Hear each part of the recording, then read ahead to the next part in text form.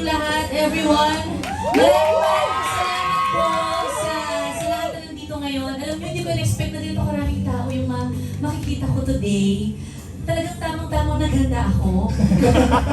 Pero seryoso, maraming salamat po. Na-miss ko kayong lahat. And of course, sa Star Music family ko, sa Creative Den family ko, Je, thank you very much. Maraming salamat po sa inyong lahat. Well, syempre ate, we are here to celebrate not only your 15 years in the industry, but ang dami mo pong announcements mamaya. Pero syempre, ang dami natin surprises. Hindi lang para sa friends natin to the media, pati sa'yo ate. Meron tayong one-on-one na interview ngayon. Oo, ubo tayo ngayon.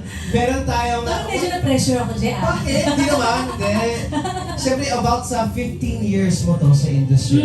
Una sa lahat, kumusta ka ngayong araw to? I'm so happy. I'm so excited.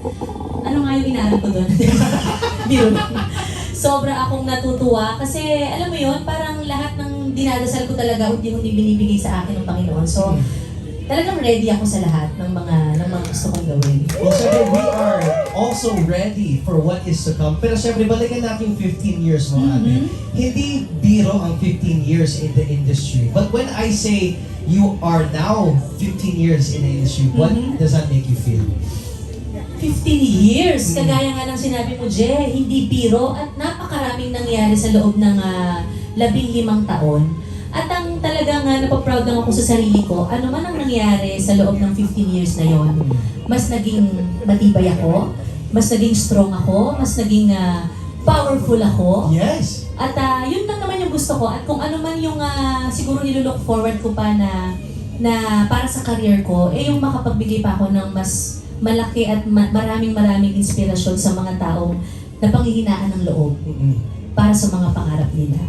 Kasi ang pagtupad ng pangarap natin, walang pinipiling edad yan, di ba? Totoo yan. So kahit anong edad ang abutin mo, kung hindi pa binibigay ng Panginoon yan, matuto tayong maghintay. Totoo yan natin. Pero syempre, balikan din natin yung experiences mo. During the 15 years, ano yung unahin natin mga challenges? Challenges? Ano yung pinaka-challenging part? Siguro, unang-una nung nag-star power ako. Kasi every week may nawawala sa amin eh. I mean, may nababawasan kami ng contestants eh. So, parang yun yung natakot ako. Kasi sabi ko parang baka isang araw pagising ko biglang hindi na ako pasali sa Star Power. Pero, ang pinanghawakan ko talaga noon, yung pangarap ko, syempre. At yung pangarap ko na mabigyan ng maayos na buhay yung family ko. Kasi sabi ko, sa pagkanta pala, pwede kong mabigyan yung maayos na buhay sa pamilya ko. So, ituloy ko na lang. Pero hindi lang yung pamilya mo, you inspire so many singers ate. Hindi lang mga personalities din with all of your content. Kaya maraming salamat din sa iyo sa lahat ng ginagawa mo. Alam mo bakit hindi ko maging manager ko? Bakit ako? But talking about challenges, there's also many achievements na nagawa mo during your 15 years. Wow! At minsan nga nakakalimutan ko yun eh. Yung ibang tao pa talaga yung alam mo yun, yung nagre-remind sa akin. Siguro, dahil sa dami ko rin ginagawa, alam mo yun, syempre ngayon, may 2 anak na ako, may asawa na ako. So, dumarating yung time na yung priority ko talaga nasa family ko. So, minsan, pagka may mga oras na siguro, pag napanghihinaan ka ng loob, may mga tao talaga na nagre-remind sa'yo na, huwag kang ganyan. Kasi, sa 15 years, ang layo na rin na narating mo kumpara sa kung paano ka nag-umpisa. So, magandang bagay yun kasi may mga tao na nagpapaalala sa akin na worth it talaga yung paghihirap ko bago ako napunta rito.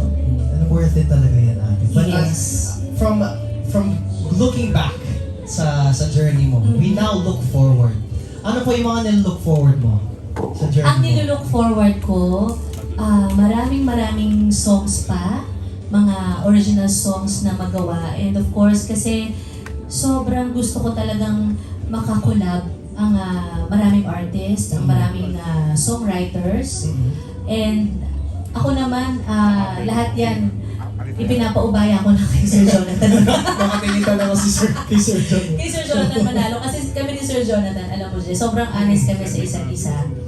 Lahat ng mga ginawa naming trabaho, lahat ng mga songs na ginawa namin, pag ayaw niya, sabi niya sa akin. Pag ayaw ko, sabi ko, gusto ko. Oo. Ganun lang. Kasi pahirapan pa namin yung Totoo sarili naman yun. namin, di ba? Oo. And siguro, ang daming magagaling na singers talaga ang nakikita ko kahit sa online. So siguro, ang nilook forward ko din, yung through my songs, mabigyan natin sila ng maraming inspirasyon pa.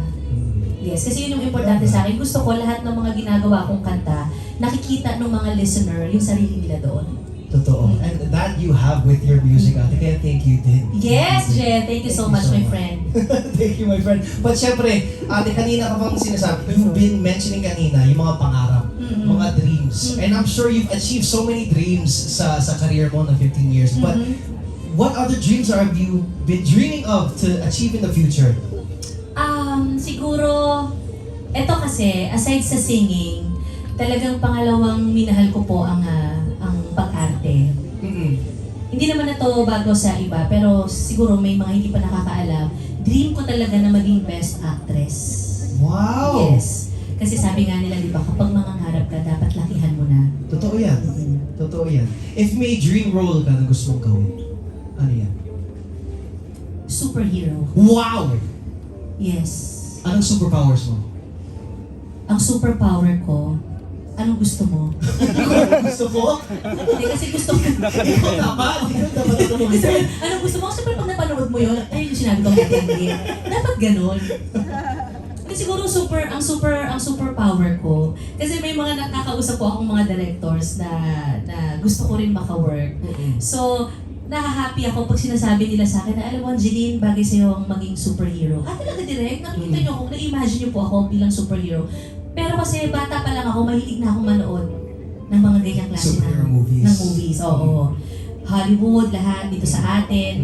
So siguro ako ang pinakagusto kong role bilang superhero, yung superpower ko, lahat ng mga may sakit gagaling. Wow! Yes. Ang ganda ng Alam mo kung bakit? Bakit? Bakit natin? Kasi na-experience ko yan kay Mama Bob, ang mahal ng mga binabayad namin sa ospital. So kapag wala kang pera, hindi ka agad magagamot. So gusto ko, kay superhero Angge, lahat ng may sakit gagaling. Wow. Kahit kapag broken-hearted ka. Walang Wow. gamot doon. Ba't mo ako tinuturo pag sinabi mo broken hearted ate? Na-feel ko lang. Nabili mo lang. Pero lang. Pero lang, Jen. Hindi, pero syempre i-manifest talaga natin. Yes, yan oo in the naman. future. Ate, pero syempre ate, kailangan natin bagitin ito kasi balita ko, you are going to graduate college din. Tama ba? OMG! Oo, you are going to graduate. Bagitin natin yun, Tibir. Oy, ba't kumalis? Dito ka lang. Kailangan natin bagitin yun, ate, because that is, hindi biro yan. Pinagsabay mo yung trabaho mo sa industry. Teka lang, bakit alam nyo yan? Wala, may Bakit alam nyo to? Ha? Bakit alam nyo to? Sino Wala. nagsabi nito? Secret. Teacher mo daw nagsabi. Hindi kasi alam nyo. But totoo ba yan? You're graduating college? Yes. Tama ba, June 16, you'll be graduating? Alam mo, Jen, kasi hindi to alam ng family ko. At ngayon natin lahat malalaman. Hindi Ate, alam ng family ko, hindi alam ng asawa ko to. hindi nga. Oo, rin on Rev, hindi niya alam yan. Wow. Alam niyo, may kwento ako nung nung time na nagbubuntis po ako sa pangalawang baby namin kay Sylvia. Siyempre bilang buntis, iba't ibang moods talaga ang mangyayari sa'yo, di ba? So, nung time na yun, ginagawa po namin ang What's Wrong with Secretary Kim. Nung time na Kim yun? Chiu nila, Paolo. So, kasabay nun, pagbubuntis ko kay Sylvia, kasabay nun, sumasagot ako ng mga modules ko. Wow. So ngayon, may time na bumagsak ako. Di, talaga? May time na bumagsak ako, be. Oo. Alam mo, nagmakaawa ako sa mga prof ko para pabalikin nila ako sa school. Kasi feeling ko parang wala nang mangyayari. Sabi ko, Oo. hindi gagawin ko po ng paraan. Pero kamusta ate balancing both of that at the same time? Grabe, pinawisan lang. Pinawisa sa ng bed. Kasi wala talaga. Jay, Ha? seryoso, walang nakakaalam. Oy, sinabihan lang ako. Sinabihan lang ako. Walang nakakaalam nun. Hindi, but we should Pero embrace kasi- that and we should acknowledge that din eh. Kasi, kagaya nga na sinabi ko kanina dyan, di ba? Oo. Ang pagtupad naman ng mga pangarap natin ay walang pinipiling edad. Totoo. So kahit wala na si Mama Bob, ito yung pangarap niya for me na hindi ko nabigay. Nung matapos mo college. Yes. Pero tama ba? tinawag init, di ba pinawis ko? May malakas na ang aircon. Pero tama ba? Bachelor of Science in Science, Business yes. Administration and major in Marketing Management. Yes. From Immaculata Conception Immaculata College. Conception, yes. So sa lahat ng Wow. mga prof ko dyan, kung nanonood po kayo, thank you very much po sa pasensya nyo sa akin. Palakpakan din natin kung siya lagi- kaya gano'n. Kung lagi akong late mag-submit ng lahat ng mga kailangan nyo, pasensya na po kayo kasi ang dami ko talagang pinagsabay-sabay nung panahon na yan. At yun lang yung prayers ko noon. Sabi ko, Lord, sabi ko, matapos ko lang to, alam niyo na ang pangarap ko ng mama ba para sa akin. Oo. So yun yung talagang, hay nako. Yun lang po. And alam nyo kasi, dati parang nagdadalawang isip ako kung kakayanin ko ba or itutuloy ko po yung pag-aaral. Kasi nga po, dahil hindi ko rin alam kung anong schedule na meron ako kapag may out of town, may out of the country shows. So parang doon ako nahirapan. Pero sabi ko kasi pag gusto mo talaga magagawa mo. Totoo yan. Pag gusto mo at determinado kang gawin, magagawa mo talaga. And kaya ito po yung course na pinili ko kasi nag-iisip na rin ako syempre bukod po sa pagkanta, bukod sa pag-arte, minsan pag nabibigyan po ako ng chance, gusto ko rin talagang makapag-umpisa ng business na gusto kong gawin. Like para sa amin ni Non-Rev, para sa family ko. Yun yung gusto kong gawin talaga bukod sa singing. Wow. Kung gusto mong gusto mong makishare. Pag-usapan natin yan. Pero syempre ate, graduating college, you're 15 years in the industry, those are one of the many things that we are celebrating here today. Kaya thank you so much Yes, Jen, for salamat. reminiscing sa 15 Ang years dami mo. natin kailangan i-celebrate. Alam nyo, every day na nangyayari sa atin, dapat sineselebrate natin. Totoo.